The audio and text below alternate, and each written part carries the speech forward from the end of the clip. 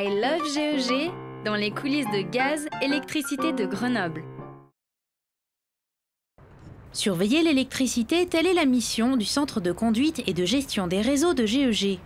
Avec un réseau électrique de 1000 km dans Grenoble, dont 99% sont enterrés, il s'agit de veiller à ce que les 97 000 abonnés soient continuellement alimentés. L'électricité est un flux non stockable et il faut en permanence gérer l'équilibre entre la production et la consommation. Pour cela, on doit surveiller les transits et le niveau de tension de l'électricité. Dans un deuxième temps, on doit aussi s'assurer de la fiabilité de la distribution de nos réseaux.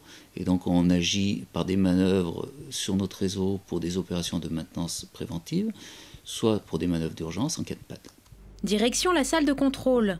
Ici est assurée la distribution électrique à tous les abonnés, soit une tension équivalente à 230 ou 240 volts. La répartition de cette tension est surveillée 24 heures sur 24 par celui que l'on nomme le dispatcher.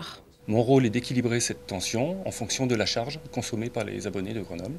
Ainsi, le transfo de l'île verte, qui est situé ici, est un petit peu trop chargé, donc il va falloir que je transfère cette charge sur un autre transformateur pour équilibrer la tension.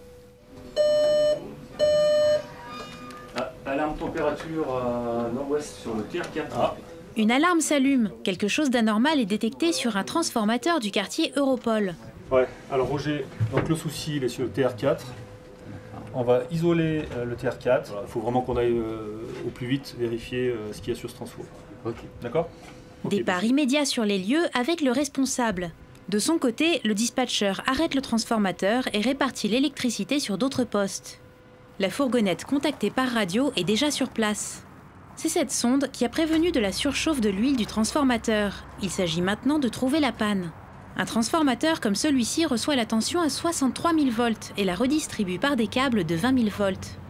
Aujourd'hui, c'est un ventilateur qui a cessé de tourner. Le problème est vite réparé.